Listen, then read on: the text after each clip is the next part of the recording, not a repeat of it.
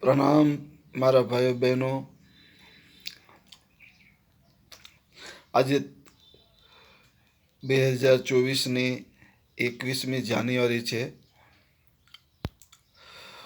અને આજે આખા ભારત દેશમાં વિશ્વ હિન્દુ પરિષદ અને બજરંગ દળવાળાઓ જે શોભાયાત્રા કાઢી રહ્યા છે ધાર્મિક, એમાં અમને કોઈ વાંધો હોઈ ન શકે, પરંતુ બળજબરીથી સામ દામ દંડની ભેદ નીતિ અપનાવીને સ્થાનિક મુસ્લિમોને ડરાવી ધમકાવીને આ શોભાયાત્રામાં સામેલ કરાવ્યા છે, જે ખરેખર દુઃખદાયક કહેવાય.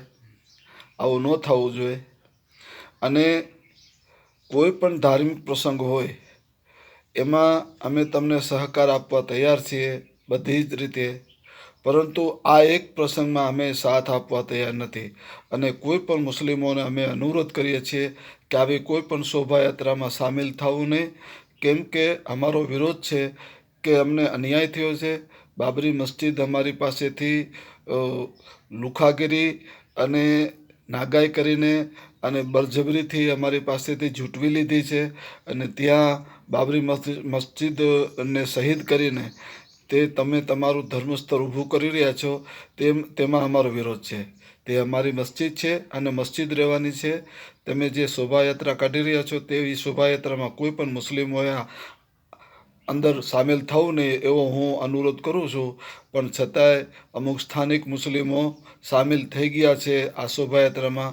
એટલે મને ખબર પડી છે કે સામ દામ દંડની ભેદનીતિ અપનાવીને મુસ્લિમોના બ્રેન વોશ કરીને આ લોકોએ આવા કાવતરા કર્યા છે, જે ખરેખર દુઃખદાયક કહેવાય. હું ગુજરાત જનતા સમર્થન પાર્ટીનો પ્રેસિડેન્ટ ગુલામ હુસૈન ઉમરભાઈ બલોચ મકરાણી, હું તો બોલું છું કે લા ઇલાહા ઇલ્લલ્લાહ મુહમ્મદ રસૂલુલ્લાહ સલ્લલ્લાહુ અલૈહિ વસલ્લમ. હું મારા મુસ્લિમ ધર્મને હું વર્ગીને રહું છું, અને અમારું કુરાન મજીદ કહે છે, કુલ યા અય્યુહલ કાફિરૂન લા અઅબુદુ મા તઅબુદૂન વલા અંતુમ આબિદૂન મા અઅબુદ વલા અના આબિદુમ મા અબદતુમ વલા અંતુમ આબિદૂન મા અઅબુદ લકુમ દીનુકુમ વલિય દીન. તમે તમારા ધર્મ ઉપર વર્ગીને રહો અને અમને અમારા ધર્મમાં રહેવા દો. તમે લુખાઈ કરીને સામદાન દંડ ભેદની નીતિ અપનાવીને અમારા મુસ્લિમોને પરેશાન ન કરો તેવો હું અનુરોધ કરું છું. હા, જય હિન્દ, જય ભારત.